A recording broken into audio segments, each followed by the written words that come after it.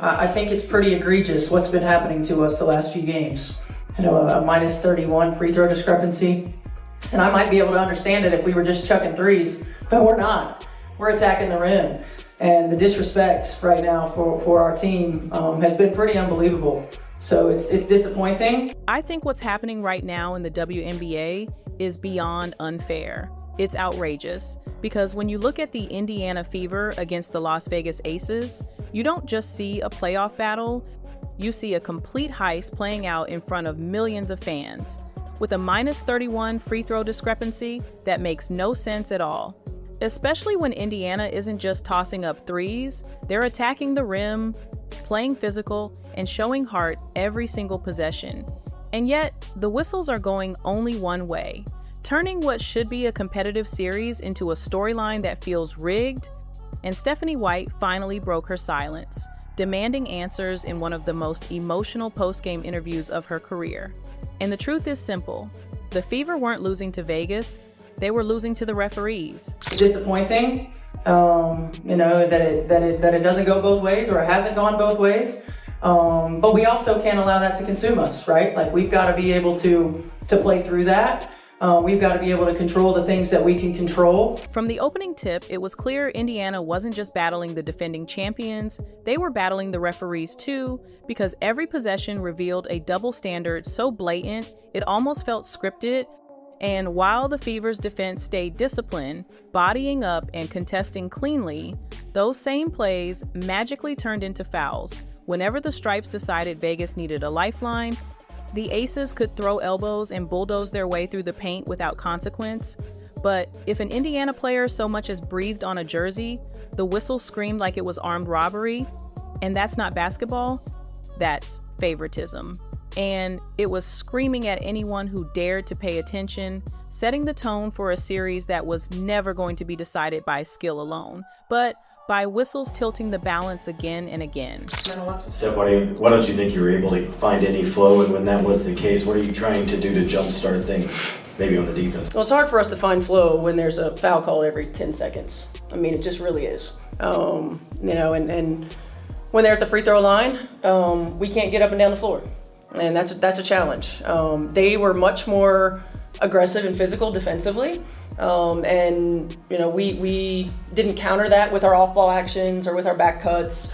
So they took us out of our comfort zone. I mean, offense is about rhythm, it's about timing, it's about spacing. We allowed them to do that, and they kept us from doing it. By the time Game 2 tipped off, the bias wasn't just noticeable, it was undeniable because the whistles didn't simply show up here and there. They controlled the entire pace of play, ripping Indiana out of rhythm every single time they built momentum. And when Game 3 arrived, that bias had evolved into a brick wall the Fever could not climb, no matter how hard they fought. The defining moment came in the third quarter, when Aaliyah Boston cleanly challenged Jackie Young and Stephanie White, instantly signaled for a review with the bench ready and fans bracing themselves, yet the officials refused to even acknowledge the challenge as if the request didn't exist. Seconds later, Chelsea Gray buried a corner three that flipped the lead, and the entire Gamebridge crowd erupted not in celebration but in outrage, their cheers turning into furious boos, and within minutes, clips of the sequence went viral online, with fans and analysts pointing to that exact moment as proof that this wasn't just incompetence anymore, it was an agenda being pushed right in front of our eyes. On Boston, and that will be number 2 on Aaliyah Boston. You saw Indiana picking up full court pressure defensively, and if you're Aaliyah Boston, that's the one spot on the floor you do not want to get a foul called. And Stephanie White is trying to challenge it and did not call the timeout in time. Gray in the corner, connects! What had been a hard-earned Indiana lead was ripped away, not by Vegas's execution, but by a call the refs wouldn't even let be reviewed. The Gainbridge crowd erupted in disbelief. Watch the tape and the truth jumps off the screen because Asia Wilson lowered her shoulder and bulldozed straight through Aaliyah Boston like a fullback. Yet, the whistle stayed silent. Indiana defenders were shoved to the floor like rag dolls with no call. But the second a Fever player so much as brushed against an Aces jersey, the whistle shrieked like they'd committed a crime, and fans saw it, analysts saw it, social media replayed it frame by frame, exposing flops, elbows, and phantom fouls that somehow all went one direction. A'ja Wilson gets free throws for contact that barely exists, while N'Alissa Smith gets hacked with no whistle at all. Lexie Hull breathes on a screen, and it's called a foul, while 2 illegal picks from Vegas go unnoticed. And when you stack those clips side by side, you stop seeing random mistakes, and you start seeing a pattern that stripped Indiana of momentum, drained their energy, and turned what should have been a fair fight into a stage-managed show where the Aces were never truly in danger because the refs made sure they always had a lifeline. Follow it up by Lexie Hull getting called for the foul. I thought it was egregious, honestly. I mean, I thought it was obvious. I felt like AB got one, had one going to the rim. They're in rotation. And then Lexie's, I felt like equally, we talk about, coming into the path, and it was an offensive player veering into the defensive player's path. But here's where Indiana showed the world what they're made of. Because lesser teams would have broken under that kind of pressure, most groups would have dropped their heads, cursed the unfairness, and folded, but not the Fever. And leading that defiance was the unlikeliest hero, Lexie Hull, a player who wasn't even expected to last more than a few minutes after a painful back injury. In Game 1, her warm-ups looked stiff, every movement uncertain. Yet, when her number was called, she didn't just take the floor as a placeholder, she transformed into the heartbeat of Indiana, diving for loose balls, boxing out players bigger and stronger than her, and knocking down threes that felt like oxygen for the entire arena. 16 points, 10 rebounds, 4 assists, 2 blocks, a steal, and she did it all while grimacing through pain, but never backing down. Every possession she played wasn't just basketball, it was survival. And the Gamebridge crowd knew it, roaring with every shot, every rebound, every hustle play. Because Hull wasn't just competing, she was embodying the Fever's refusal to quit, no matter how heavy the deck was stacked against them. Lexie, you have drawn the most offensive foul in the W this year, including the playoff. How are you able to do that? I'm just trying to defend as hard as I can, and there's only certain screens you're allowed to set, so just trying to trail them, and that's all I can really say. And that's what makes it sting even more, because on the very night, Lexie Hull delivered the best playoff performance of her career. The spotlight wasn't on her toughness or her clutch shooting. It was stolen by referees tilting the game and drowning out the story that should have been celebrated. Instead of fans talking about her 16 points, her gutsy 10 boards, and her record-tying threes, they were replaying blown calls and missed reviews and phantom whistles. And maybe that's the perfect metaphor for the Fever themselves. A team of underdogs constantly shoved aside, constantly underestimated, yet still standing tall through pure grit and sacrifice. Hull dragging her body through pain for the sake of her teammates, while on the other side, A'ja Wilson, the so-called MVP of the league, floated through nearly 3 quarters with almost nothing to show, and the difference was glaring. One side earning everything with blood and sweat, the other side being carried on the shoulders of officials who seemed more interested in protecting a brand than letting the game decide itself. I think it's pretty egregious what's been happening to us the last few games. A minus 31 free throw discrepancy. And I might be able to understand it if we were just chucking threes, but we're not. We're attacking the rim. And the disrespect right now for our team has been pretty unbelievable. So it's disappointing. Her exact frustration was written all over her face. White has been through battles as a player, she's dealt with tough losses as a coach, but this was different. This wasn't basketball. Picture this, the league's most decorated player, the reigning MVP, going nearly 3 quarters without a single basket. That was A'ja Wilson in Game 3.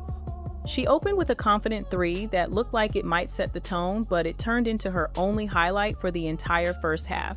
By halftime, she was 1 for 11, clanking shot after shot, visibly rattled by Aaliyah Boston's suffocating defense. And even when she finally limped to 13 points on 20 attempts, the stat line was dreadful. The kind of performance that would embarrass a rookie, let alone an MVP. Boston denied her space, cut off her angles, forced her into low-percentage fadeaways, and the truth was obvious to anyone watching.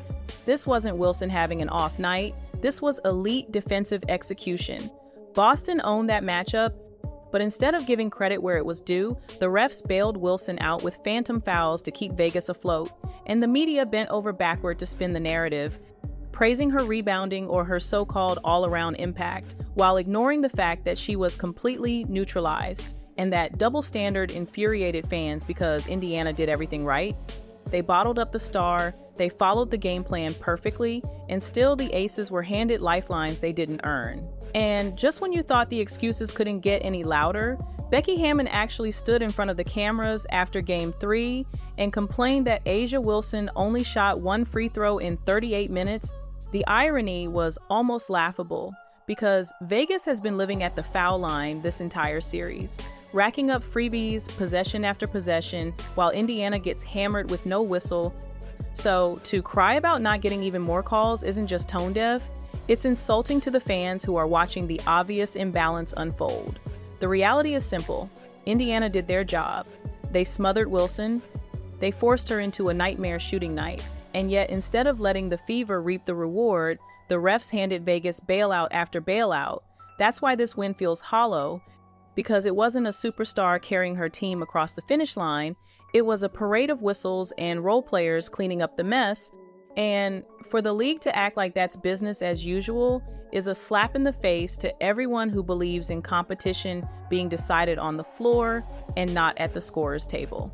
And that's when Stephanie White finally snapped, because this wasn't just another tough loss or another night of questionable officiating. This was the integrity of the game being ripped apart in plain sight, and she refused to stay silent. In her post-game interview, she laid it all out. The minus 31 free throw discrepancy, the whistles killing their rhythm, the total lack of respect for her players who were battling their hearts out.